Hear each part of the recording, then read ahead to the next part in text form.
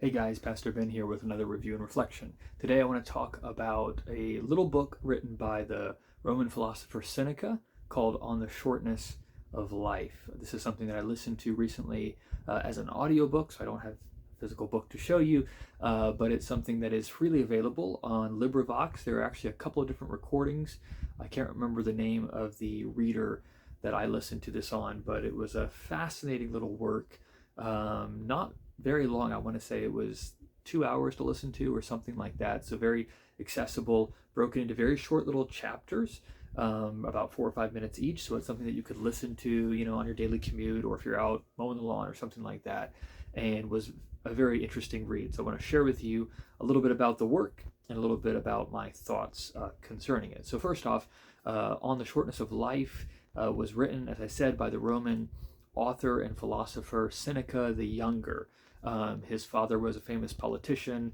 His nephew was a famous poet. He was very involved in Roman politics, came from Spain or Hispania at the time, raised and educated in Rome, went on to have quite an influential career, both as an author. He wrote different tragedies and letters and philosophical works, and was famously an advisor to the Emperor Nero. So Seneca, one of the things that makes him interesting to me is he would be a contemporary with Jesus of Nazareth, the disciples, the early church. He is writing at the exact same time that all of that is happening as well. So you're getting this really interesting kind of pagan counterpoint to the development of Christianity and the Christian church. And Seneca is very famous as being one of the leading figures in the development of Stoic philosophy. A lot of people have this idea of Stoicism that's a little bit distorted. They get this idea that Stoicism is sort of this idea that life is just hard and miserable and you just got to grin and bear it, and that don't look for pleasure in life. Just try to be unmoved by the things that happen around you. That's not quite what Stoicism, classically speaking, is getting at. It's more pointing out that there's all sorts of things that are outside of our control as people, and therefore what we should give ourselves to is not all of the trappings of life that people tend to focus on, money, relationships, reputation, all those things that can come and go in a moment, with or without our control. Sometimes we get those things and there's nothing that we did to earn them. Sometimes we lose them and we didn't do anything wrong to lose them. That's just the way that life is. And so Stoicism says, don't set your heart on those things. Set your heart on something higher, something more, something further. Now, of course, that something is really important. What exactly is it that you're looking for? But that's what Stoicism is getting at. And that's what Seneca is arguing for in this little book. So the work is called On the Shortness of Life, and it's a treatise trying to draw out for the reader the disconnect between the reality of what life actually is and how we often try to live life. And the way it does that is by having really an extended part. I would say the bulk of the book, and what I found most helpful about the book was the way that Seneca really just kind of takes the mask off of a lot of the foolish things that we do. He talks about how people live for luxury. People live for this idea that someday, they'll kind of hit this magical time at their retirement or when they hit their maturity in their career or something, where at that point I'll begin to enjoy good things in life. But he talks about how we don't know that we're going to have another hour of life, much less another 10 years of life.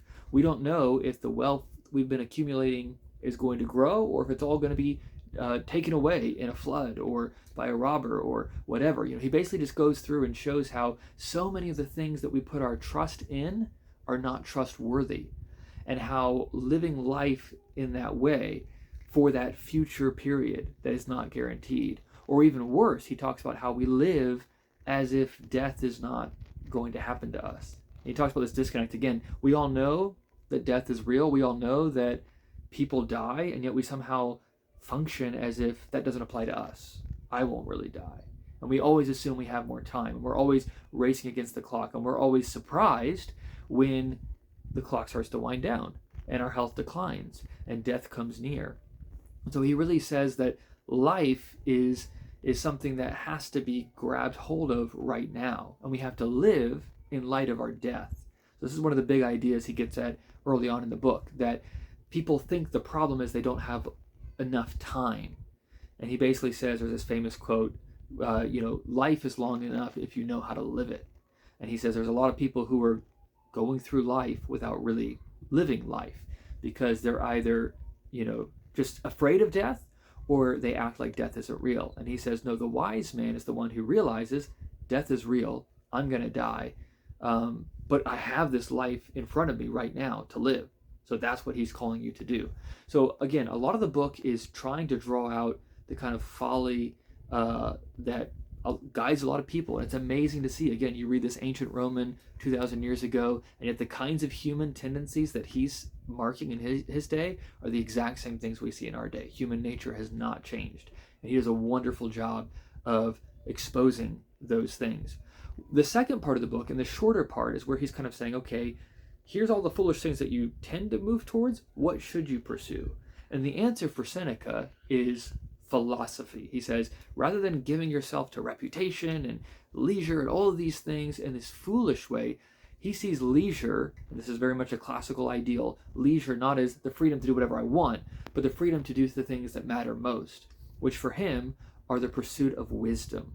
And that's important. I was reading some people, as they were looking at reviews, they saw that word philosophy, and what they assume is what Seneca wants you to do is to do nothing but sit around and read philosophy textbooks all day.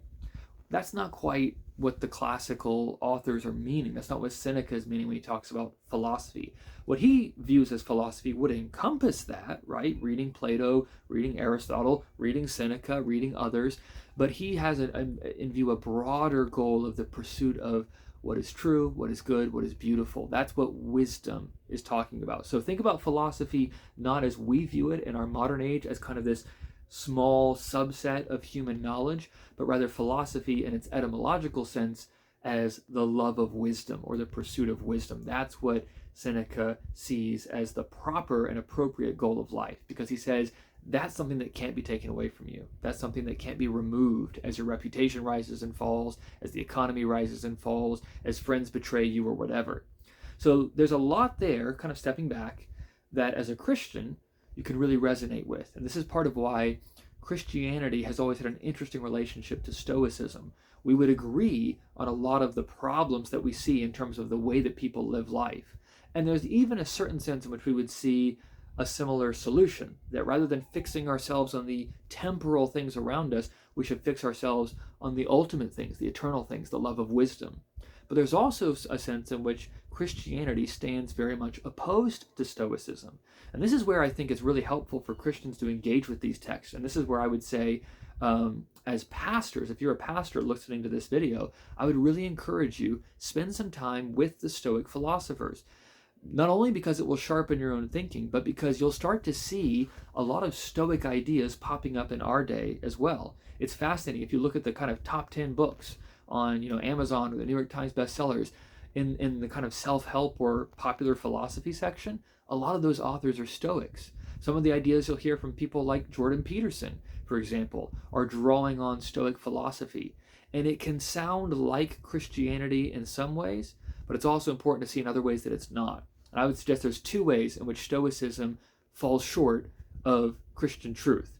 One way would be that what they're pointing us toward falls short of what is the greatest good, the most beautiful, and the absolute true. So they are talking about human attempts to attain these things.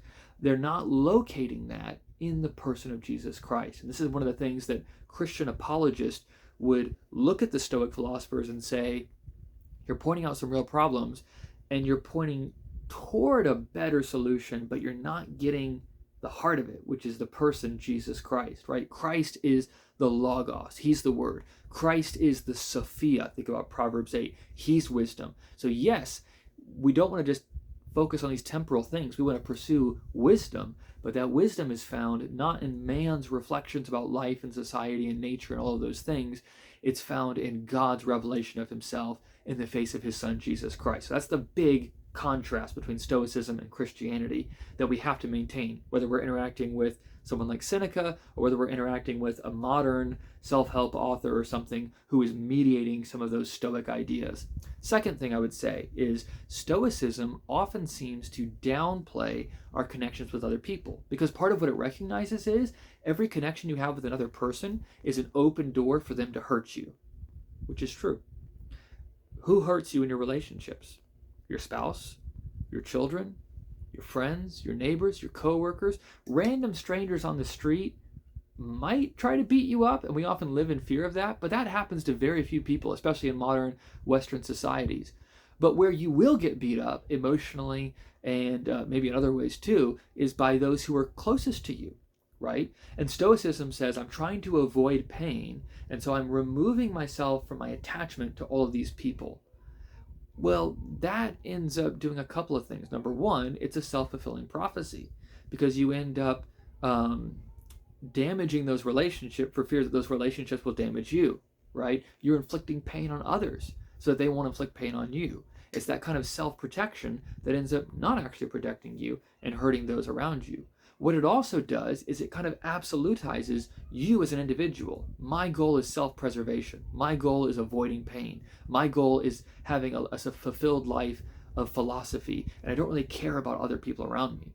Whereas the pursuit of Christ will point you towards the greatest wisdom, trueness, goodness, and beauty, and will also liberate you to be able to serve others, which is why it's really interesting to take something like Seneca's work on Stoicism and contrast it with something like the Apostle Peter's first epistle, right? Where he's talking to people who are living with suffering, and he's telling them how to transcend that, how to not be guided and governed by their circumstances, but to live for something more, while also showing them that frees them to serve those around them.